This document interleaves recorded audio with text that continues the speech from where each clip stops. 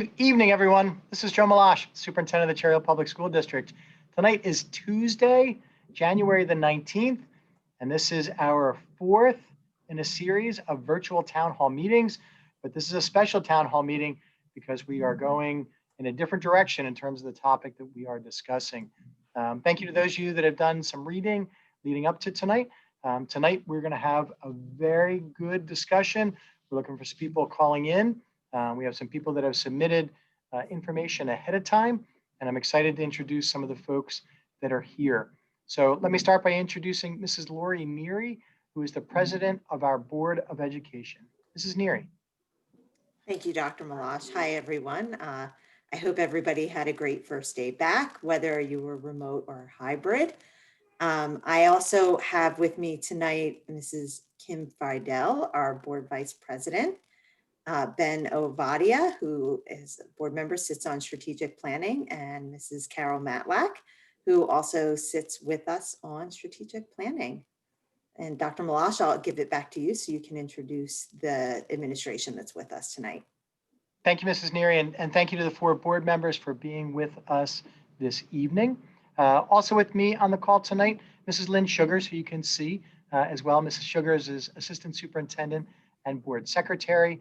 Mrs. Sugars is here also on the call should we need their expertise and their background. Mrs. LaKoya Wethington, Mrs. Barbara Wilson, Dr. Farah Mahan. From our technology department, Mr. Mark Levinsky and Mr. Joe DiCarlo, who keep everything going and keep us organized in terms of what we're doing and what's being broadcast for us. During the course of the evening, Mrs. Wilson will check in with us regarding time and make sure that we are cognizant of how much time is gone and how much time is left. Again, we will be having a discussion this evening until about 8:30 is the time that we are looking to move forward and move through tonight. During the course of the evening, we'll alternate between pre-submitted questions, and honestly, tonight there is only one pre-submitted question and live questions from folks who are on the call. There were two comments in addition that were submitted, but they had nothing to do with tonight's topic, so we will follow up with those parents directly regarding their questions. They had more to do with the hybrid and remote learning, so Dr. Mahan or I will follow up with those parents tomorrow. So we will do the one submitted question. We will then also have the live questions for this evening. Very excited to reintroduce to you, Mrs. Neary mentioned him, Mr. Ben Ovadia. Mr. Ovadia is in his little more than second year on the Board of Education, and he is the chair of the Strategic Planning Committee. Mr. Ovadia is going to provide a little background and a little tone setting for us for the evening. Mr. Ovadia. Thanks, Dr. Malash. Thank you for joining us this evening in this fourth town hall event for the 2020-2021 academic year. Up to this point in the year, town halls have focused on our district's We Return to Learn plan, and it is wonderful to report that students whose families have selected the hybrid mode of instruction were able to attend school earlier today, with other students joining in-person classes tomorrow. Tonight's town hall shifts the discussion from the current academic year to thinking about the next generation of education in Cherry Hill. As our Board of Education crafts a significant bond referendum for voter consideration in the coming years, together with our administration and outside experts, we're eager to receive feedback on a wide range of issues. Our Strategic Planning Committee has had some discussions. Some topics have made their way to full board discussions and public meetings. A constant theme within these discussions has been the need for community input in an open forum. This is a forum we present today on a topic approved for discussion by the full board. No decisions have been made and none will be made this evening on the topics discussed. Tonight, we'd like to laser focus on issue identification and articulation within the topic of school configuration at the elementary and middle school levels. To be clear, this is a discussion about which kids in our district attend which schools in our district and what factors must be considered in making these determinations. On the topics highlighted this evening, we have provided some material for review either before, during, or after tonight's discussion at chclc.org. Issues such as regionalization of school districts, high school level configuration, and other worthwhile discussions are outside of tonight's scope. That said, our plan is to have monthly town hall discussion that goes through the academic year, and we expect will go fully through the next academic year as well. On tonight's topic, we will solicit more information through a thought exchange that will be disseminated starting this evening with a report of results in the near future to the Board of Education. Thank you for your time, your attention, and your participation this evening. One of the most important roles of a Board of Education is to understand and communicate our community's vision for our schools. This is an ongoing process, which tonight is a crucial part of. Thank you for being part of this conversation. Thank you, Mr. Vadia. So Mrs. Neary, as long as we are ready, I'm going to jump right in and read the first piece that came through from one of our community members. Sure. All right. So the first, this is the, like I said, the only one that we received in terms of pre-submitted comment or question. That's from Naseem Brady, who says, thanks for taking my thoughts. I don't know how often sending schools are reassessed, but it's high time this be addressed. My small and aging neighborhood of Ramsgate is surrounded by Stockton zones. We have just one other Bret Hart family in our neighborhood, with much of the neighborhood still occupied by original owners. A few steps away on the same street, there's been high turnover in ownership and a large number of Stockton families. From a socialization and efficiency perspective, the tiny sliver of Bret Hart assignment of our neighborhood should be revisited. Thanks so much. So Naseem, thank you for your comment. And this is exactly one of the topics that we're going to be talking about, right? Where kids live, where they go to school, what does that look like? That's great. Thank you. Do we want to dive right in then to some of the folks that are online with us, or do we want to take it from there? I think it'd be good. Sure. Right now, it's Melissa Bush. So Melissa, if you just want to state your name and address.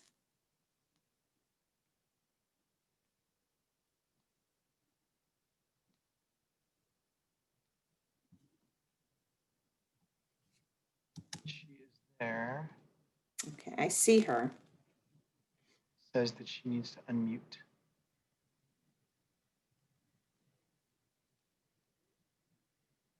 Okay, can you unmute, Melissa? It looks like you are still showing muted. Oh. Nope. Looks like it dropped. Okay, so perhaps she'll come back. Ms. Neer, do you want to go over for folks, just a reminder about if they want to raise their hand to ask a question, how they can do that? Yes, thank you. So at the bottom of the screen, if you're a participant, you should see a button that allows you to click and raise your hand. You'll be brought over, Dr. Malash will bring you in, and then you'll be able to unmute and speak. So perhaps she just lost. Yeah, she may be coming back in here momentarily. Sometimes, as we know, technology can certainly be a challenge. Even as much as we use it, and the different types of things that we do with it, it can definitely be a challenge for us.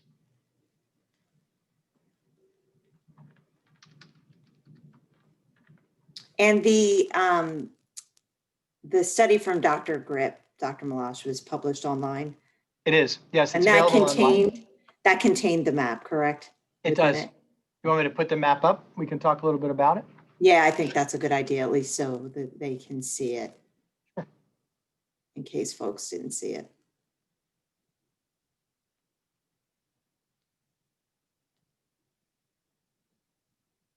All right.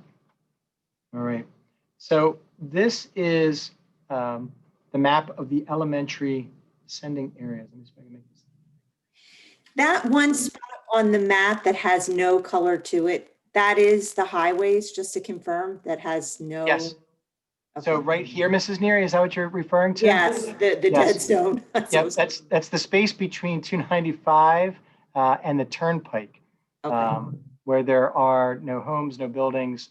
It's woods, it's median, it's just undeveloped area. It's a good question though.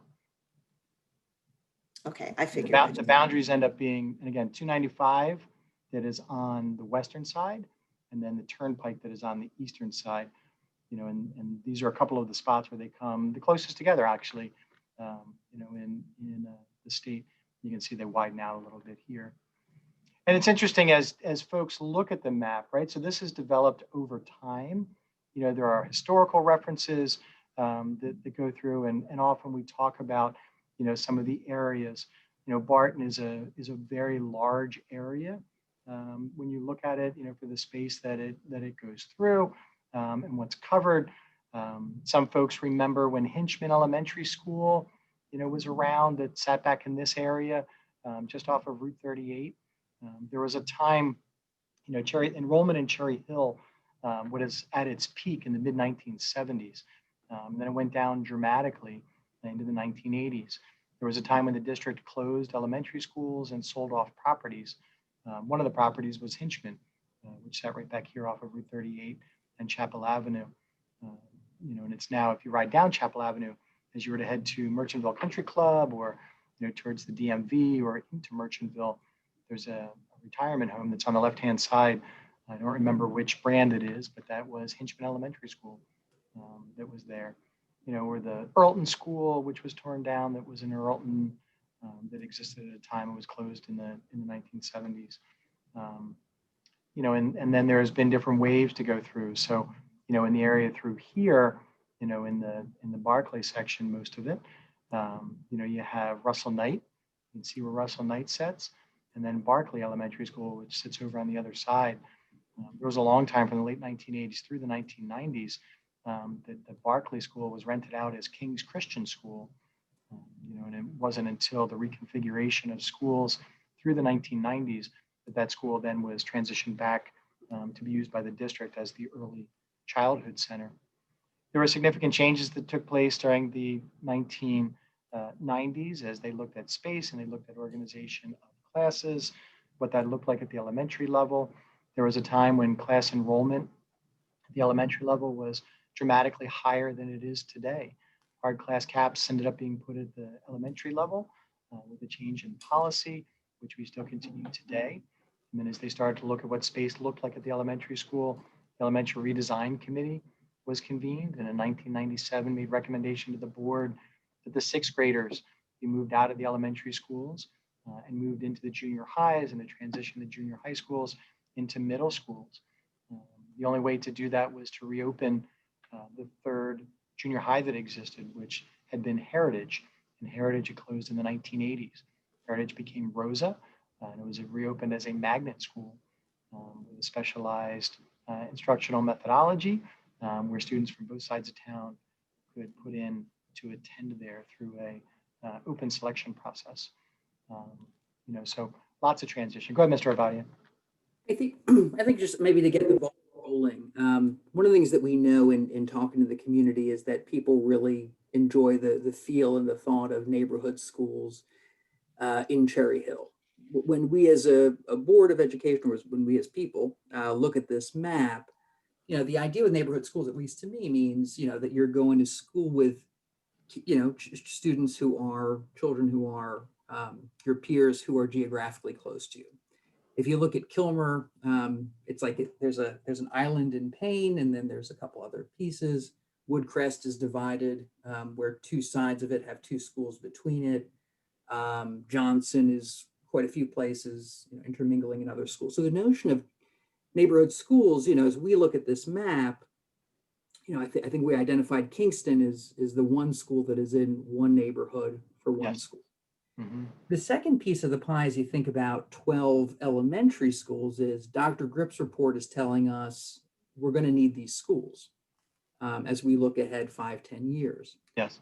The question then becomes the enrollment numbers between elementary schools does have a range. I don't know exactly what that range is, but Dr. Malash would be the expert on that one. But I guess one of the questions for us is, for a load of work from an local administration piece, should we have schools that are very disparate in enrollment, or should those be closer? Another idea would be, are there programs that are magneted at the elementary level that could be looked at least in one time when I was a PTA, president of one of these schools, there were ELL magnet schools. And so, just looking at those parts and pieces, that's the conversation we really need input from the community, because we don't have a map ready to go. And this is earlier in a conversation than we typically engage the public. But, if people think, look, whatever, the map's great, why are you looking at this map at all, is one thing. If people are saying, periodically we should look at this and what are the factors, that's, I think, what we're trying to tee up at the elementary level. So before the community can engage, I know we have in Dr. Grip's study, and there wasn't a chance to overlay it to this map, but the enrollments by school, because some of that, I think, gives the community at least an understanding of, you know, can you even delay the conversation, right? Like, it's a matter of you have to talk about it. Mrs. Neary, Yes, there is a hand raised when you're ready to take a question. thank you, because I've got, it's in presentation mode. Thank you. Let me go to that. Okay, while Dr. Malash brings that up, Lauren, I think hand is raised. So if we can bring Lauren over, and then just state your full name and address, please. She's in there. She should be able to come off of you. Hi, can you hear me? Yes. Yes. Hi, Lauren Greenberg, 508 Bryan Drive. So I appreciate these town halls and having the opportunity to have this discussion. I think it's really important amongst the community, but I also think in light of everything that's happened this year, this is going to be a big uphill battle. I think that there's a lot of trust, unfortunately, that's been lost in the district. I also think there's a lot of people who have unenrolled and left for either private schools, homeschooling. I just think things are gonna look different moving forward. And I think that's something that really needs to be considered when you're talking about this. You know, I guess my question is, how do you intend to gain more trust in the community, and you know, plan for the changes that you may see after this school year? And also, I'm not sure people are going to be too enthusiastic about raising taxes, which is something that may need to happen to complete this. I mean, I know our schools need this, don't get me wrong, but there's just a lot to be considered at this point in time. Thank you. Thank you, Mrs. Greenberg. Dr. Malash, is this something that's solely, I mean, I guess it's come up as part of the bond discussion. Is it tied only to the bond, I guess would be my question. Not necessarily, Mrs. Neary. You know, the organization of elementary schools, what children attend which schools. This is a discussion that has been ongoing. And again, you can look at, you know, this sheet shows this is enrollment from last year, 2019, 2020. It shows total enrollment on the right-hand side, and then it shows enrollment, and it's by the federal breakdown in terms of students, right? So you can see just the difference in the size of schools. Certainly, there is a difference with size of some of the schools, you know, that's there. We take a look each year about what it looks like in the individual schools in terms of the number of classes that are full, number of spaces that we have available. A few years ago, as we took a look at all of our elementary schools, you know, one of the goals that was discussed is we did the Cherry Hill 2020 work and, you know, spoke with folks in the community. We heard from a lot of elementary parents as they were looking for parity, you know, among the elementary schools, that, you know, if there was a music room at one school, there should be a music room at all the schools. If there was an art room at one school, there should be an art room at all the schools. You know, if children had opportunity and equity based on the class sizes, then there should be equity based on the class sizes and the opportunity, that it shouldn't be dependent upon a child's address, you know, that they should receive additional benefit because of what street, you know, that they lived on to go through. So it's not necessarily directly tied. It can, you know, that discussion can be independent of a discussion with referendum. You know, the discussion that comes in with referendum is, you know, modification of space, you know, some of that infrastructure work that would need to be done should there be transition or shift that's significant in the enrollment at any of the schools. Okay. Did any of the other board members want to weigh in? Mrs. Matlack or Mr. Vadia, Ms. Friedel? I'm sorry.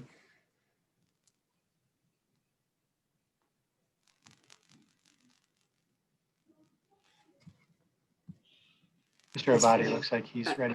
Okay, I can't see everyone when the slides are up, so I'm sorry. Just feel free to jump in. Go back and stop. No, I think Lauren brings up you know, a few good points, but I think the size, one of the things that's tough to get your head around is the size of our issues, right?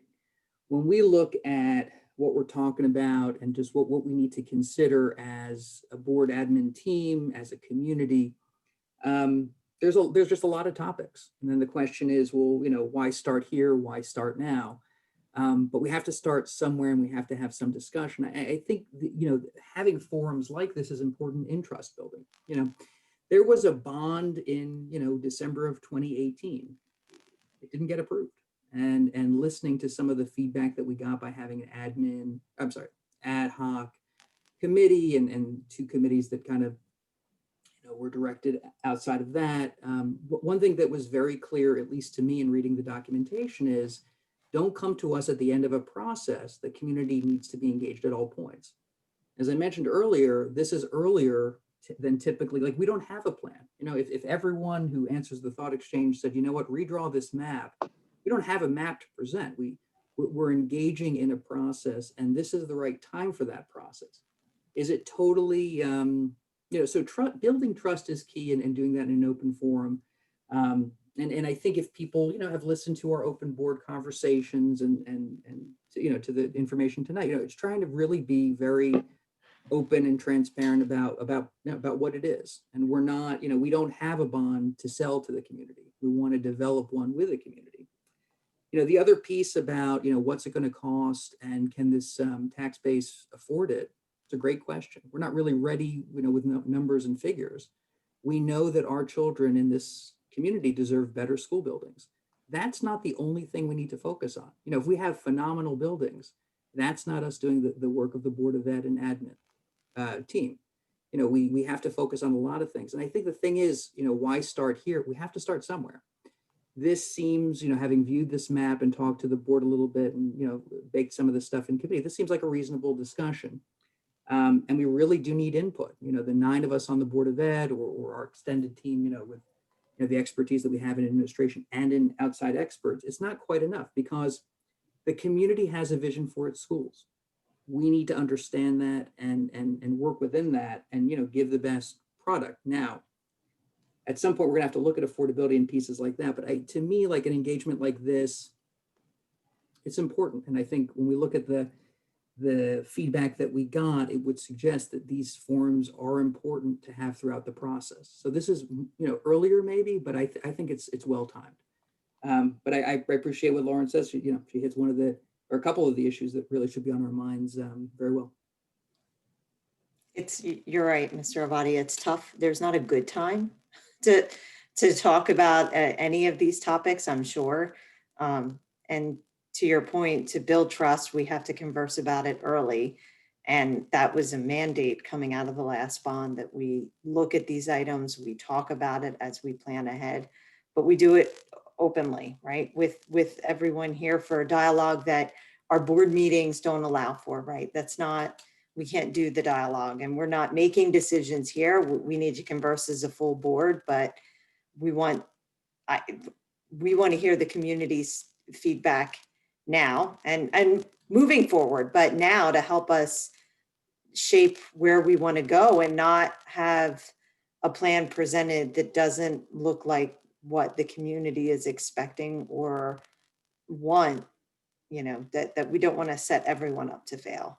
Like, we want it to be successful. We want it to be what the community wants, and we want it to be what the kids need, right? Like, that's what do our students need to get the best education possible. And we want trust. We want to talk about it openly. So hopefully the community, those that have joined tonight will speak up and give their thoughts.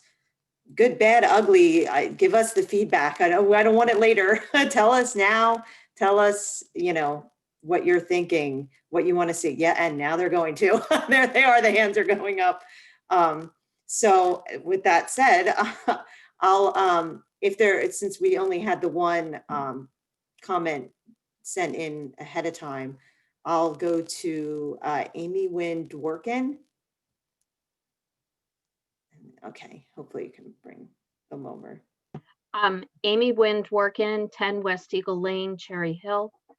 I have 2 things. First of all, we live in Old Orchard, but we live in the section of Old Orchard that goes to Cooper. And I actually really love Cooper, and it's an absolutely wonderful school. Logistically, it's a challenge because of Route 70. And I get that nobody can move Route 70, but if there were changes to be made, maybe that might be a consideration, especially with an elementary school. Because what ends up happening a little bit more is the neighborhood school feel in our neighborhood is just the Old Orchard kids who go to Cooper. And we never get to know the other Old Orchard kids who go to Sharp. And I'm sure we'll get to know them eventually when we go to Beck, but it's just, we're a little bit bifurcated, is what I would say. I'm not quite sure how I would feel about my kids switching schools because I really do love Cooper, but it's a consideration to think about. The other thing, there's two more things I want to say. One is I get that we're very early in discussion on a lot of these enrollment numbers and whatever. I would just ask that by the time we get to the point where a bond is being put forth, that there would be some clarity on this issue, because it's a huge issue all by itself.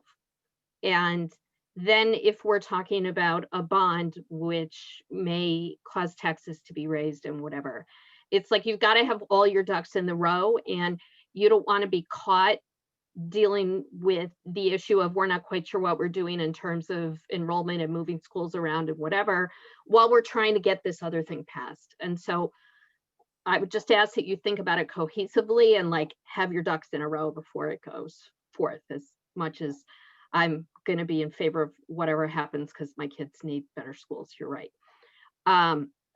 The other thing is, as this is a chance for dialogue and we don't get to hear from board members very much, I would love to hear from each of our board members. What was your perception of what you saw on the map? What are things that you're thinking about after you read the presentation? And I'm not asking one to necessarily put positions down on paper right now, but I'd love to hear your thought process as you reviewed it, because frankly, the four of you probably know more about reading this map than the rest of us do. Thank you, Mrs. Dworkin. I guess I'll go ahead and I'll start with Ms. Friedel and then move to Ms. Matlack and Mr. Ovadia as well. I'll just put you on the spot, Kim. Great question, Ms. Dworkin, and thank you for asking. So I'll just give a little background. So I was a student in Cherry Hill in the era where Dr. Malash spoke of schools closing. So I attended Earlton School, and it closed at the end of my 5th grade year, and I had to go across 70 to Clara Barton. And I can remember being a kid, and I can remember, being sad and apprehensive about the move. But, overall, I had a great experience at Barton, because I think just like we hear from every family, everybody loves every school, right? If you go to Stockton, you love Stockton. If you go to Cooper, you love Cooper. If you go to Barton or Payne or Kilmer or Sharp, everybody loves their schools because our schools have heart, right? And they embrace the students and they embrace the families. So I think, as we start this conversation, I can't help but go back to like my parents and myself and all of the changes. And, change can be good. So, I'm trying to open my mind to how students may feel and how families may feel. But when I look at the map and I see, how large Clara Barton's population is, and the huge expanse. I mean, a couple of the callers and the write-in were mentioning how their kids aren't in the neighborhood, right? They're not in the neighborhood with their peers. And that's really a case in a lot of these schools, especially when you have these large populations. So I think the numbers are important. I think they're also important for educational outcomes. When you're looking at schools that have 500 students, class size matters. The number of students that are in the school matter. So I think that's an important consideration, as well as, you know, are we doing justice to all of our students if we have schools that have 500 students, but we have another school with 235 students? So I think that as a community, we really have to acknowledge our apprehension and our concern and our, you know, fear of the unknown, and really kind of look at it in what's the best interest of our students. And, you know, looking at those numbers really is eye-opening. And again, it's a whole process. This is dialogue number one with the community. It's not the first. I mean, it is the first, it's not the last.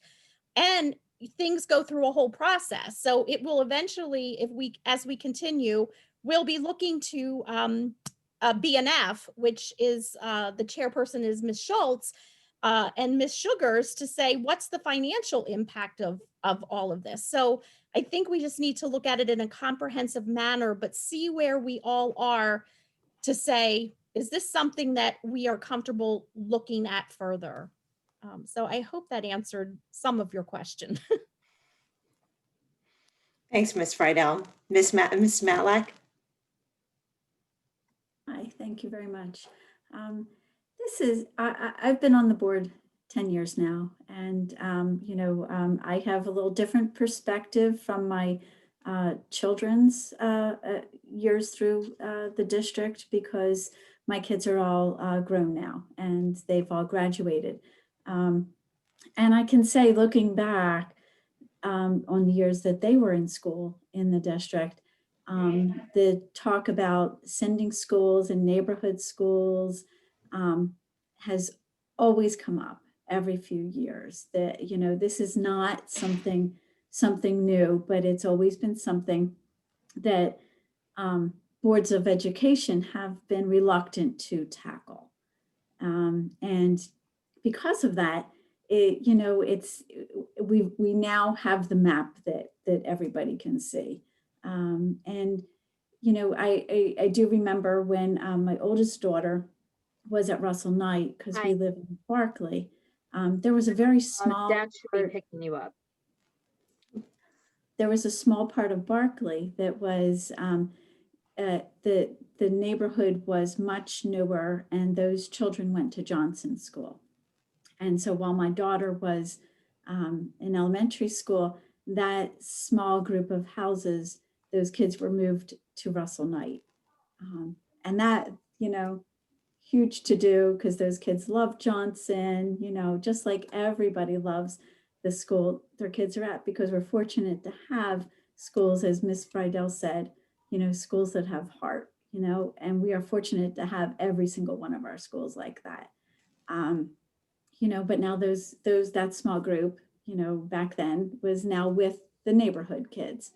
But then other buildings came along, other developments, and we're back to that map that we have. So I think it's long overdue. There have been times, when the board, while I've been on it and before I was on the board, has started to tackle this issue. But there were, other things or other situations that took precedent. And I think we're at a point where we need to look at this holistically. And this is a part of the whole of our district. And I think now is the time to do it. There's never the exact right time to do anything, but it's certainly a good time to get started with the conversation and see where that leads us. Thank you. Thank you, Mrs. Matlack. This is Barbara Wilson just chiming in. Mrs. Neary, Dr. Malash, we are at 7:40 p.m. just so that we are keeping track of time. Okay. Thanks, Mrs. Wilson. Okay, Mr. Avadia? Yes, I mean, I just couldn't agree more with the sentiments of Ms. Friedel and Mrs. Matlack. I think it's a good time to look at everything. I think, for me, the project of a bond is not about buildings. It's about an educational system that we believe in and that the community comes alongside of. And so this is the right time to talk about this issue and a host of others. I mean, there's probably 4 other things we could have talked about tonight that would have been also very valuable, but we do have to start somewhere. Yeah, I live in the Old Orchard community, so I know how, a couple streets from me, they go to one school, I'm across the street from a different school. There is something about the sort of Sharp Cooper piece that I think, is a place that Amy's telling us. My perception of the map is that this is a rock we need to look under, and there are 50 of them. But when we look at this map, when we talk about, well, don't take away my neighborhood school, there's an emotionality to that that's very real, very real. As I said, I was an elementary school PTA president. I mean, it meant a lot to us. It still does. We still participate in that community. I will tell this quick story is that, my son went off to middle school, but when, COVID hit and he needed that real local connect, it was his elementary school friends who he could easily get to walk around, with the masks, with the distance, but who he could hang out with. And that socialization was important. So it's more than just sort of a conceptual, like, his middle school is pulling from a much bigger geography. That immediate geography did have resonance. But as I look at the map, I sort of echo the concern with Ms. Friedel about what are the outcomes? How do we give a great educational product across our elementary school level? Is it, what would be, and at some point we do need to lean into some amount of expertise. Is it, if you have a principal at one school that has 235 and another school that has 470, is it dramatically different? Is that something that should make a big difference beyond geography? What about, the size of enrollments? What about the specific programs in a given school that may need more resources, more staff? There's a lot to consider. But I think at least looking at, when I look at the map, I say, yeah, let's look at what another iteration could be. Let's have a discussion about it. I think strategic planning as a committee, and when we brought that to the board readout last full session, that full picture is so important. And that's what I heard from many, many board members. That's what I heard from administrators. We need to know what we're heading to in a major way, not just what my school path is for my kid, but how do we look for all the kids and what their school paths are, and how do we set all of our students up for success through these structural issues, and look at it holistically. So I think, I hope that's helpful to Amy's question. I certainly appreciate her participation. Thank you, Mr. Ovadia. I can say to Amy's question, when I looked at the map, I will admit I was a bit mystified as to how we got there, looking at the various things, and there were some humorous comments to that effect. It was a bit confusing, and in looking at it, it kind of solidified that we can't ignore the conversation. We have to talk about it. We have to run it to ground. We need to look at it. I personally, I grew up a town over, but I probably attended, various schools. My parents like to move around the same town. And it was, I started at Evans, which unfortunately is closed. That was tough. And I live in Cherry Hill. I was sad. But the change, it happened. I was on a bus for a long time because I lived, all the way out in Marlton Lakes. And at the time, I'm really going to age myself here, the bypass didn't exist.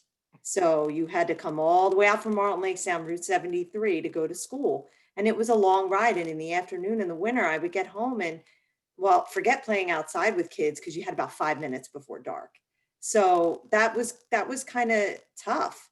And then, while my siblings were in school, they had opened the Rice Elementary School, and they had to switch schools on top of moving. And it ended up being not as big a deal as I thought it would have been. Because I mean, by the time I got done high school, I had known everybody anyway.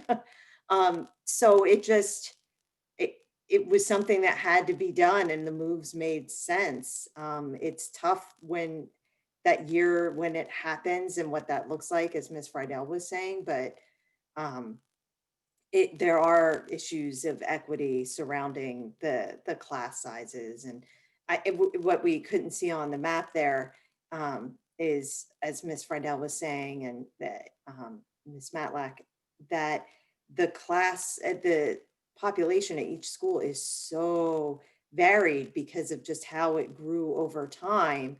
And then we, boards, like Ms. Matlack said, tackle it differently at different times, and other things happen. Pandemics happen, and you just don't come back to it, but the problem doesn't go away. It's still there. It's still, it's still looking at us, staring us squarely down on, what do we do with it? Because as some of the community members have already said, they're not necessarily attending a neighborhood school. Their neighborhood is split, and now it may not be split in a way that makes any sense, as we see looking at the map, just because that was the space that was available at the time, at that school at the time when that area, the development was built, like portions of Barclay. So it made sense at the time, and I'm sure there was always the intent to revisit, and then you just kind of move over to the bigger issue that happened. So yes, I scratched my head looking at that map as well. And we know it without seeing a map. We all know it just inherently in our day-to-day, that it's something that has to be discussed. So I think it's a good thing to be talking about now. And as the whole board looks at it and what we want to do, I think it's not going to change dramatically when it's all said and done. And for the kids, we have to think about what it looks like day to day for them too, to your point, who they're playing with, because they're 2 streets over is going to a completely different school. At some point, the lines do get drawn somewhere, but hopefully in a way that makes more sense. So I hope that helps. And thank you for your question, Mrs. Dworkin. And then let's see, we have Gary Levenbach. So if you could just give your address, Mr. Levenbach. Good evening. Can you hear me? Yes. We can hear you. Yes, Gary Levenbach, 4 Collage Lane.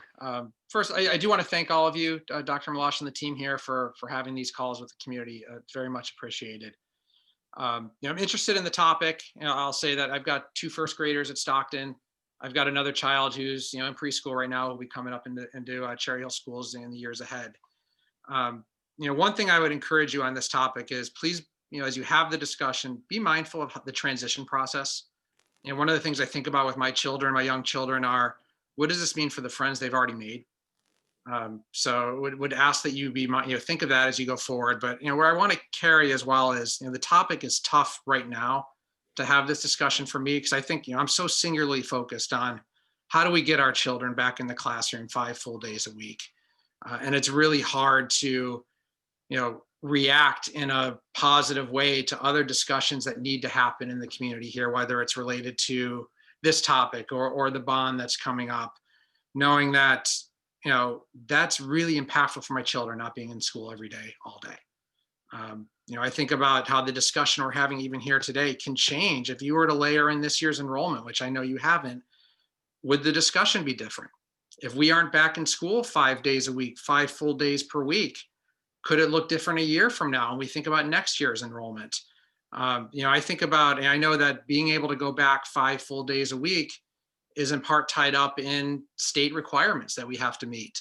Well, what are we doing from an advocacy standpoint, such that the moment that we think it's prudent to relax, get those guidelines relaxed, how are we advocating for that? In my mind, it should be no later than teacher vaccination.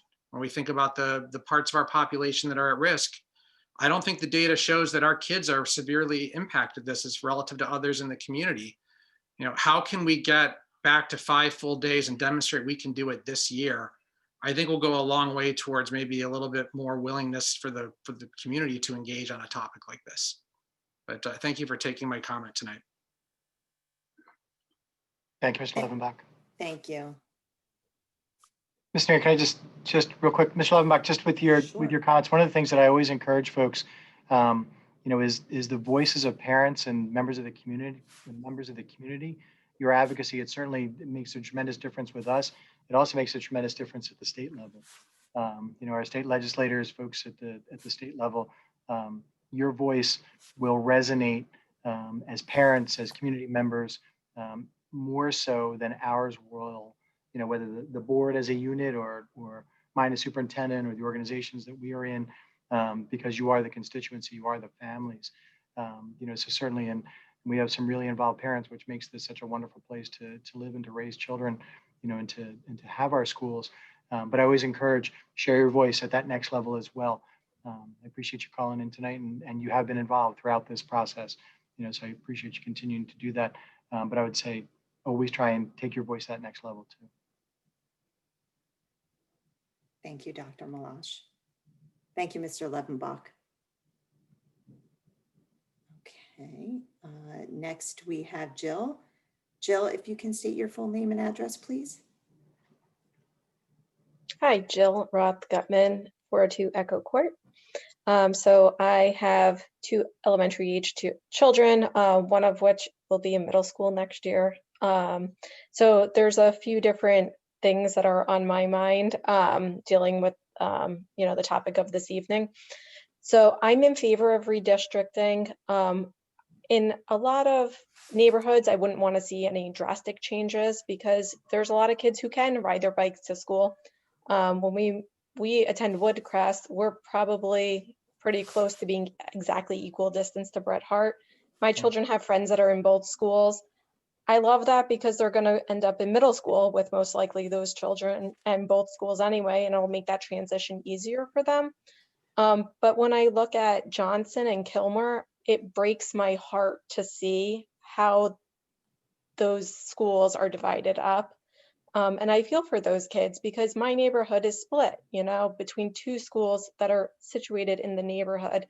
Those kids do not have that. And it makes me wonder how many parents request for their children to send their children to schools outside their zone schools. So I know for my daughter, she's got a few kids in her class that were supposed to attend Johnson, but they attend Woodcrest. And every year they have to find out if they're going to be able to attend the next year. There's not a guarantee as to that. And there's other families that I know are divided where the enrollment, they've got one kid at one school and one kid at another school. That makes no sense at all for a family. That should be just rectified off the bat starting next year, whether or not, any other major changes occur. With redistricting, I would think it would save money on busing. And then it might assist with keeping our, it being such a, I don't know, our district is, people want to move here for the schools, but if you're buying a house and you're looking at Kilmer or Johnson, it might be a deterrent, if you're not understanding where this district map is. The Rosa lottery has been an issue for me since the day I found out about it. I didn't even realize that. I don't even know if I would have moved to Cherry Hill, to be honest with you, if I had known about the lottery, because we live so close to Rosa compared to Beck. And I grew up in a very similar district where it was in North Jersey. The size of the district, a little smaller, but very large, very diverse. It's what attracted me to Cherry Hill. I like the diversity. I think that's a really important aspect to maintain at the schools as much as we can, so that way our kids learn to grow up with an open mind by interacting with people that don't look exactly like them. But the Rosa lottery, I mean, I just don't understand any part of it. And then you've got these kids who come together and then they're broken apart. They form these relationships and then they don't know, do I go to East? Do I go to West? I want to be with this friend. I want to be with that friend. And, they're making the way they're trying to make choices about their relationships and their school and what they want. It just doesn't make any sense to me. I'd also like to see there a grant writer be hired to look into, trying to find grants so that way maybe we don't have to rely on the bond to rebuild some of our schools. Maybe, a grant writer can find us some money out there. Another thing is I've seen some schools, I travel a lot for work in different districts. I've seen some schools have corporate sponsorships. It pains me to say look in that direction because I don't like that concept, but I think the thing is we need new buildings and they cost a lot of money and people don't want to pay a lot more in taxes.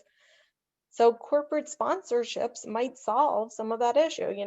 You're willing to stick, the name of a bank on a building and maybe you get a new wing.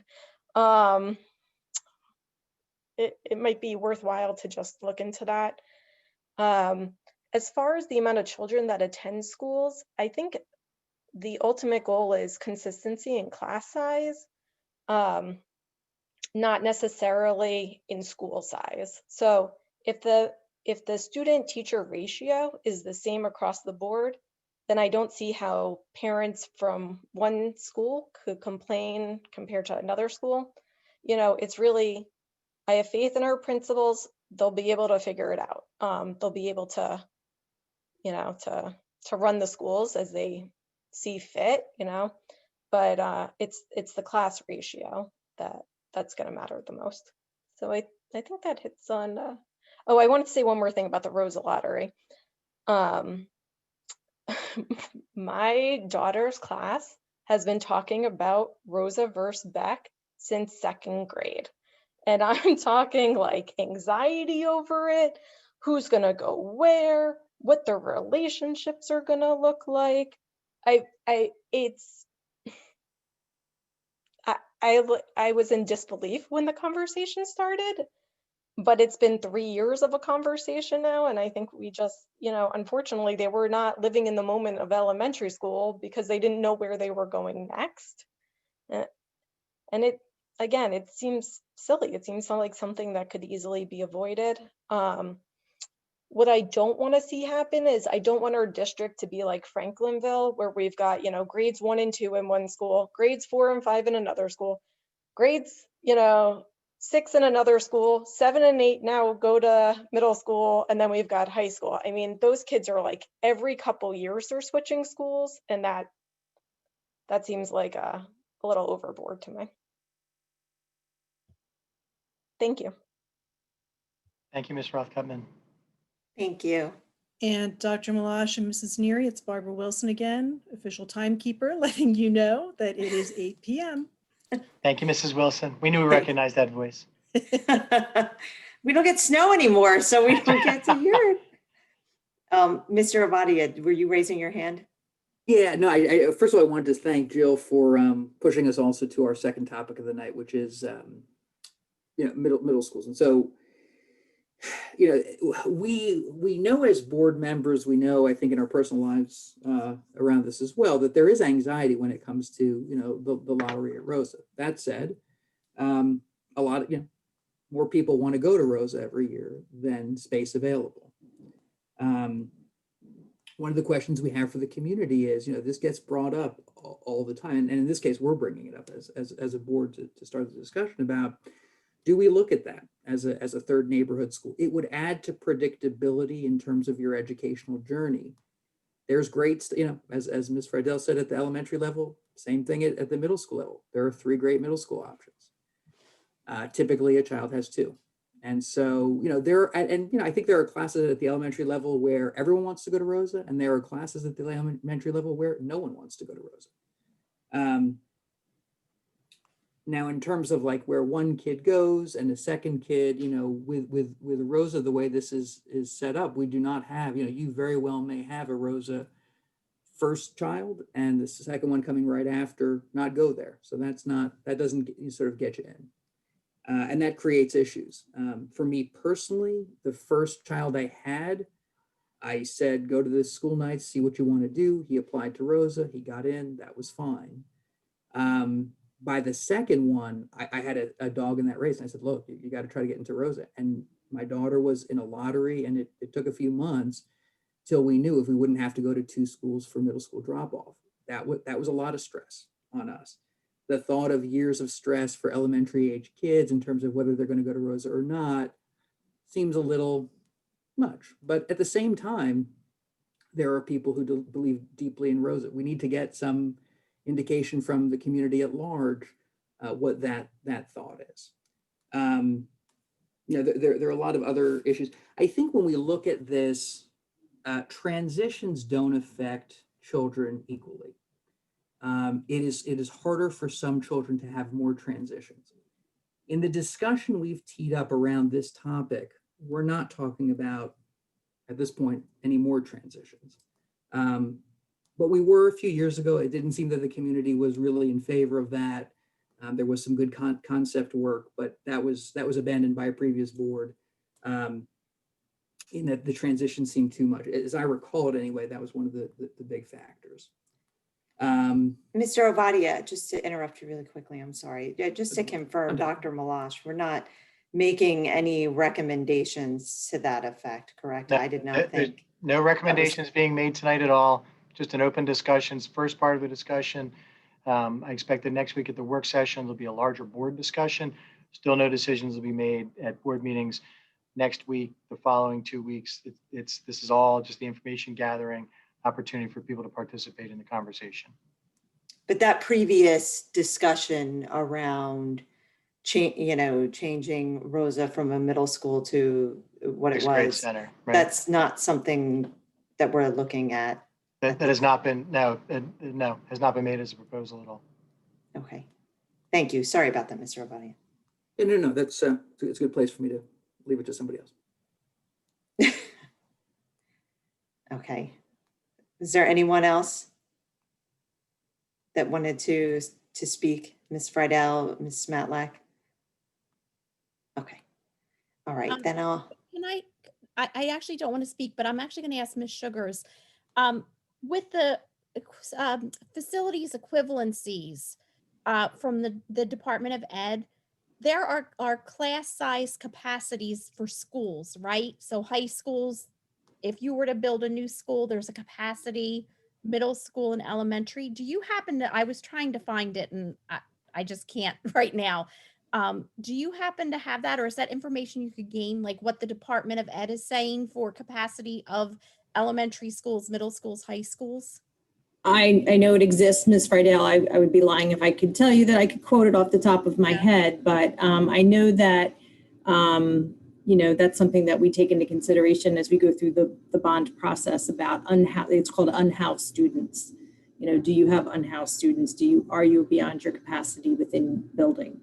But I don't know off the top of my head exactly what those numbers are. We can all do some research later. Yes. I can definitely find that. I'll look as well. thank you. Okay, then I'll go to Mark Paladino. You can state your name and address. Hi, this is actually Mark's wife, Michelle Paladino. Address is 46 Equestrian Lane. We moved into the district over this past year, and we chose our neighborhood basically based off of the elementary school. We have 2 young kids, and one started kindergarten this year with some special needs. And I would just certainly hope that it would be taken into consideration that when others are looking to move, and just like us, we chose based off of this school and specifically the elementary school. We wanted to move in at kindergarten so he could build a foundation, build friendships that would last and carry through the years.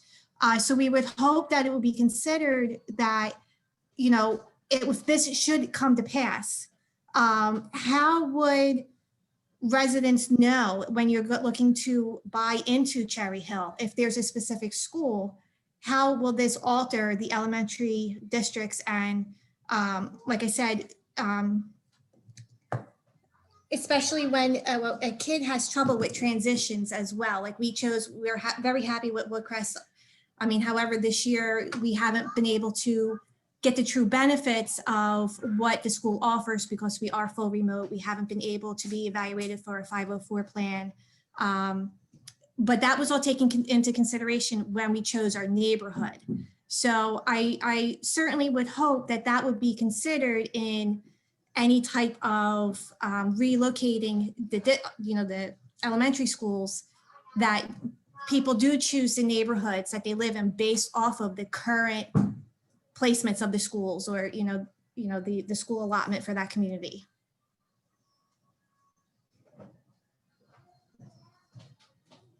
Okay, thank you, Mrs. Paladino.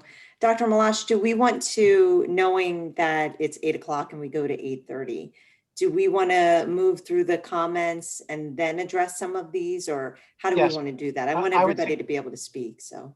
I would suggest, Mrs. Neary, I can just, say just quickly, Ms. Paladino, again, we're in discussion phase. Anything that would be done with a rollout timeframe, so that information would be able to be shared with the community.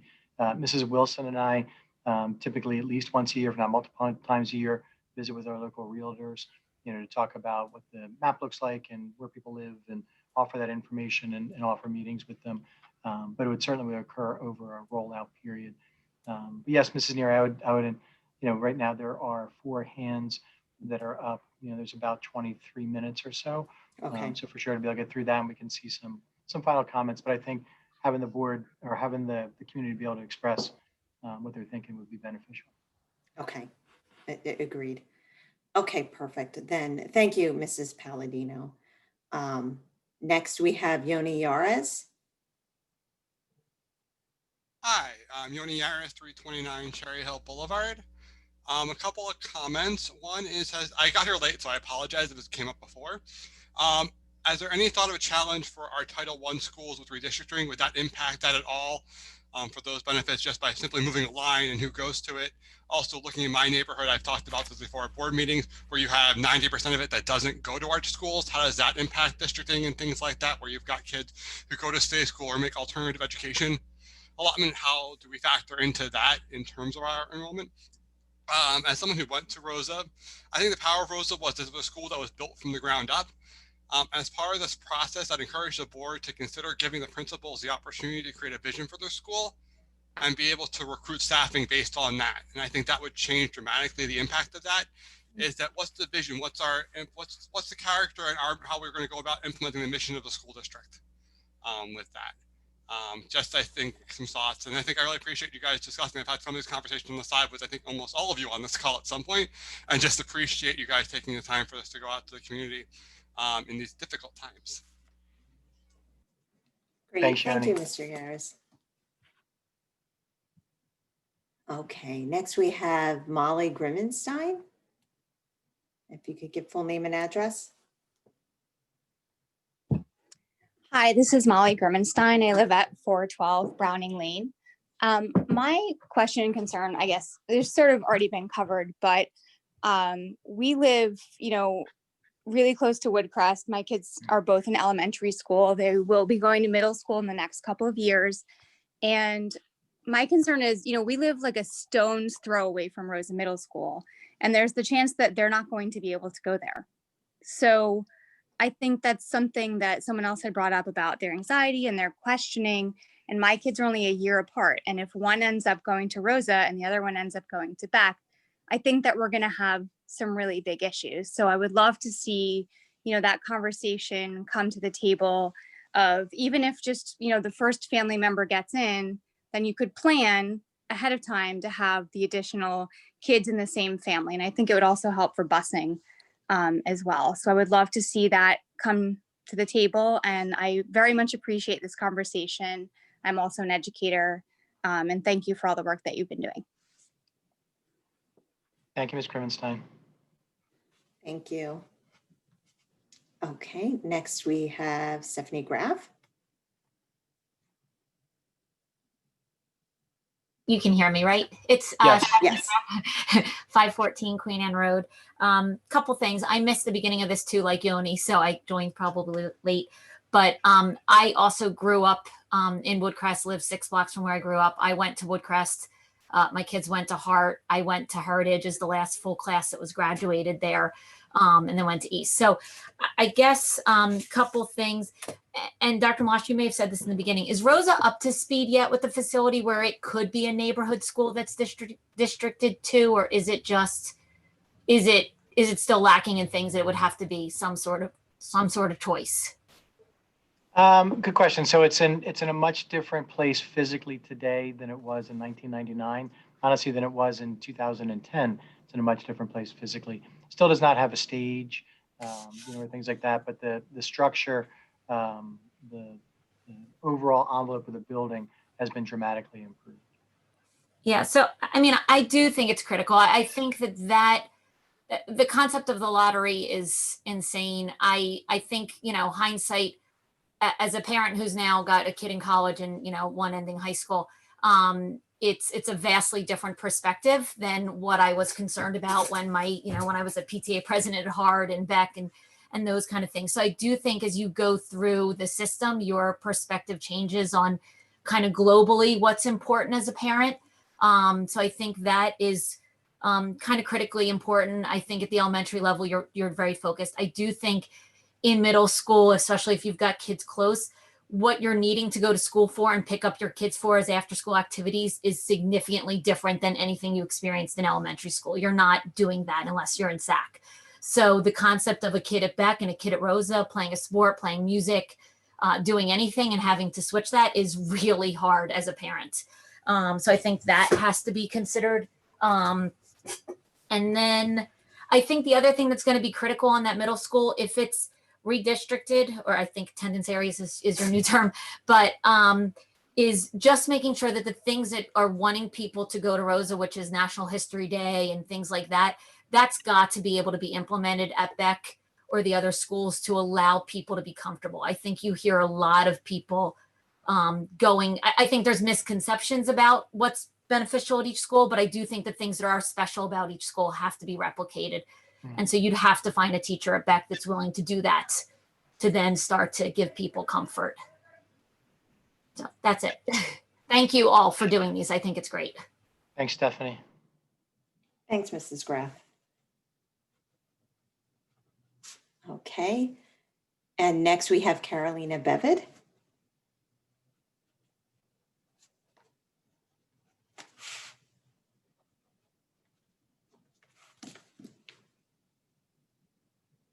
Good evening. Thank you to everyone on the panel for taking the time to have these discussions. Like Mr. Ovadia said, the community really does appreciate being a part of the bond development through the process.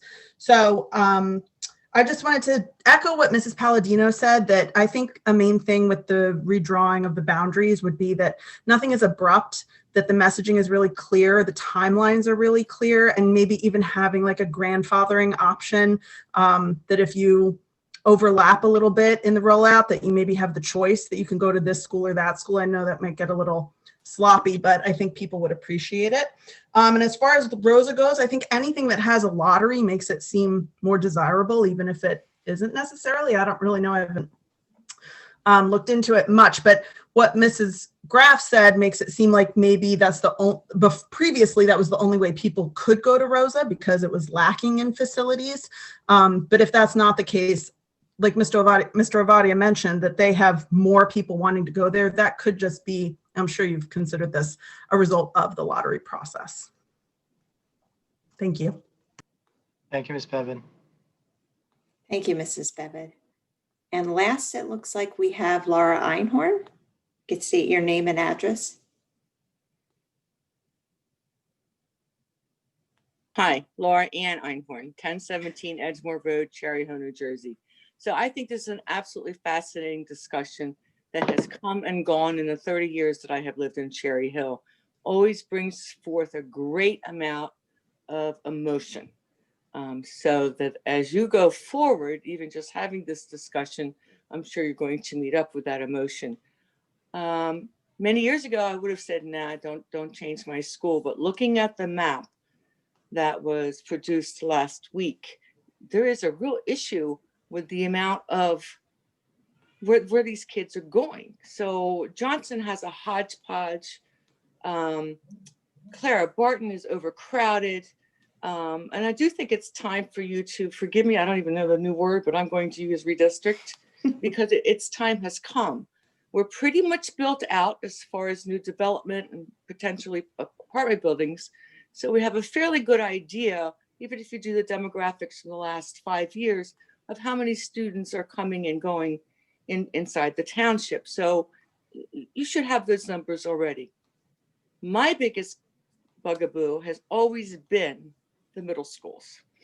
I think it's time to redistrict according to distance or what have you. There is such angst about that Rosa lottery. It's still tearing this town apart. And I agree with Mrs. Graff that if we have consistency of curriculum, then we know all 3 of the middle schools are essentially delivering the same thing, but also understanding that the middle schools each have their own flavor as well. So you have to take that into consideration as discussion moves forward. I am tired of open enrollment. I can tell you that I find that to be one of the biggest problems,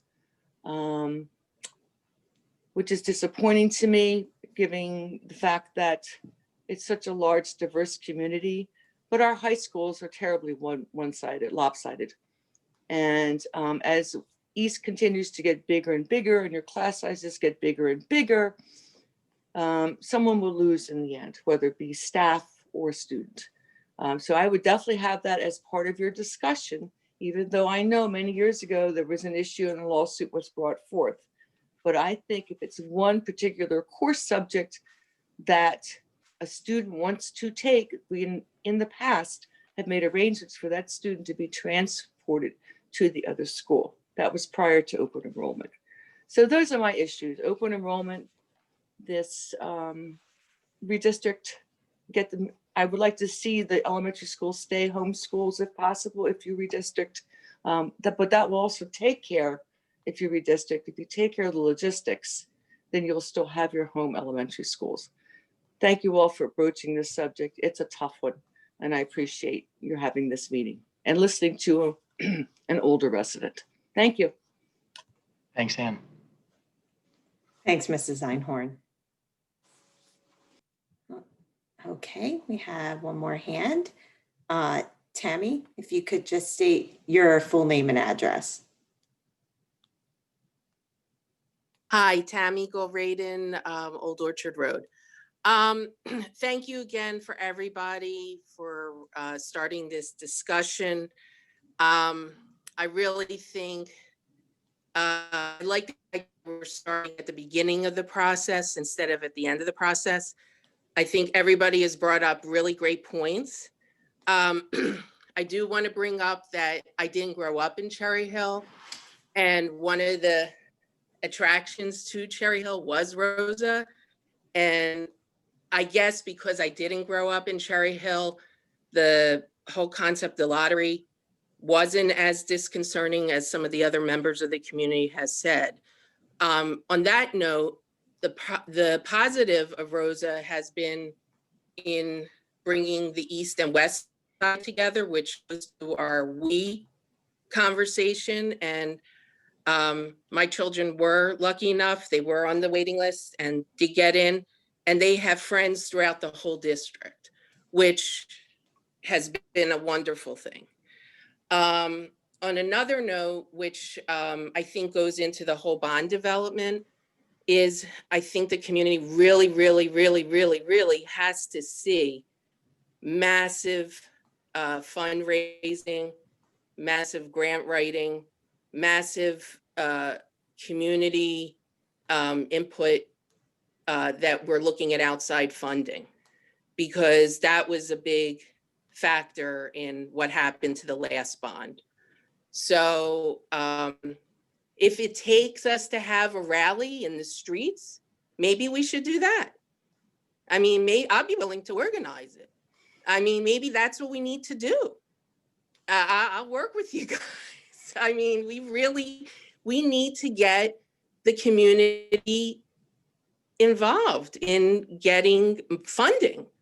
I mean, I know we've done the fair funding, but we really need to get that outside funding, because I don't think with everything going on with the coronavirus and families being impacted, I would hate for you guys to put in so much work.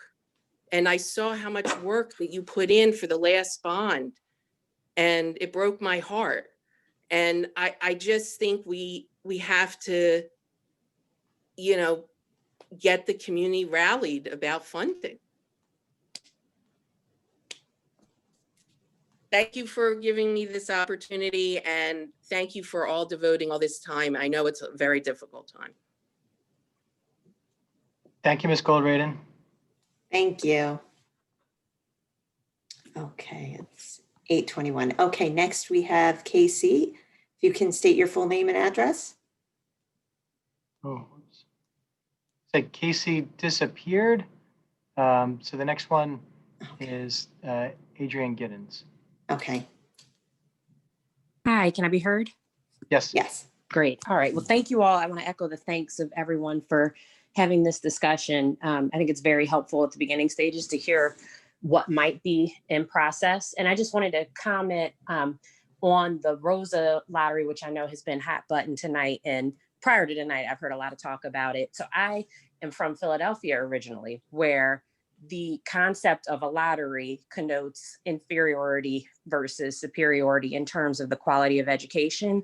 And it really is, you know, are you going to go through a lottery to get your child in the preferred school, as opposed to them being equal, but they're just different in nature? And I think that that's a serious consideration that the district should take into account, if that is the image of the school district that we want to be portraying, that there is a lottery because, you know, one school is more desirable than the other, which I think is just human nature, that if something is competitive, it does appear to be more desirable, as another commenter said. So I think that's a consideration that should be taken into account.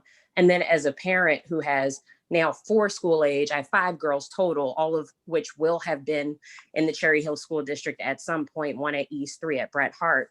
My 3 at Bret Harte will all be in middle school together at some point. And I just want to echo for the parents who have said the logistical nightmare that is induced. My oldest middle schooler is 4th grade, and it's something I've already given tons of thought to, of will we go for the lottery at Rosa? Because if she gets in, but not her next sister, you know, what kind of angst is that going to cause within the house? And, you know, these are things that maybe in the long term don't seem significant, but in the short term, when you are in it, feel quite significant. And it just seems like unnecessary angst. If we are really saying that the quality of education is not different, then why not just remove this as an element altogether?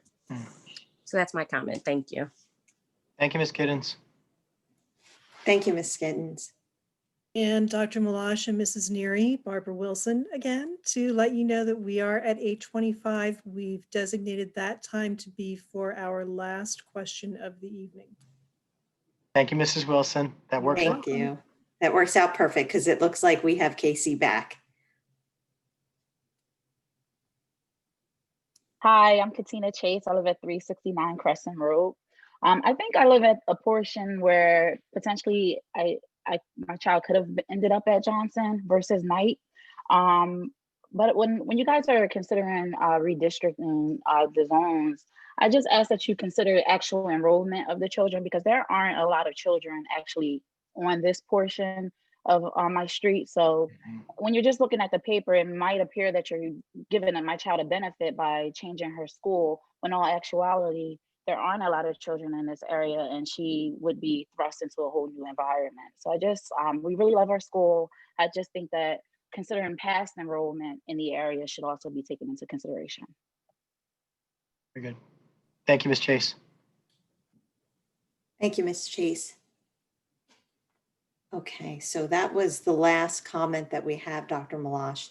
Is there anything you wanted to close with before, or do you want to have Mr. Ovadia and I?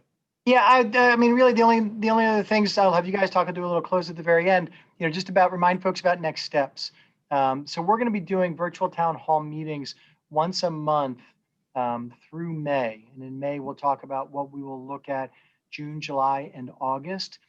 In the month of February, if you mark your calendars, we are scheduled for February 16th,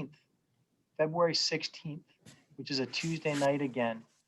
And then in March, April, and May, it's the third Monday of the month. So March 15th, April 19th, and May 17th. And again, Mrs. Wilson will push out the topics and what we'll be talking about. We have a tentative schedule, but again, we need to revisit with the full board about next steps. But this is going to be an ongoing discussion. There are no final decisions that are being made about anything over the next few months.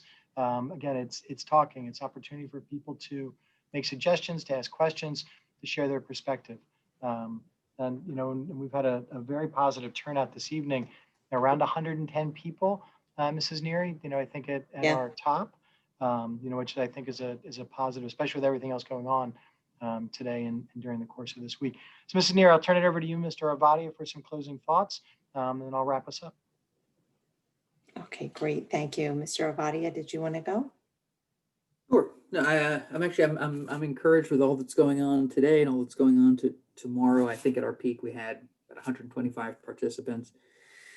This was really good. I mean, I think, for me, articulating some of these ideas, hearing from people directly, I definitely heard a couple things like, once we're ready, the transitions, assuming any action is taken, because that all remains to be seen, but have to be clear. The full picture has to be clear. And we've talked a little bit, even though it affected my own family, I didn't really think about the multi-child piece of the puzzle as we have a lottery school and what that means to families in the district. But I think all of this has been very positive. I think, thinking about, what happens in next steps and how does that go? I guess one thing that I would just, push back to the board is, a lot of people have talked about alternative funding. It's part of, at least 3 or 4 comments tonight. And so, at least, thinking about a path for us, I think will be interesting and important. And I think it is on board members' minds. I know in our last public discussion, we did talk about getting some good guidance from our governing body, the New Jersey School Boards Association. And I think at least that's important. But I look forward to continuing these, using them to inform the work that we do. And I appreciate, everyone, Dr. Malash and all Ms. Sugars, all the administrators, and putting this together, allowing us to have this sort of open forum. And I think it's good. I think it's something that should continue, and I think we've got some good plans to do that. So thank you, everyone, and I appreciate this.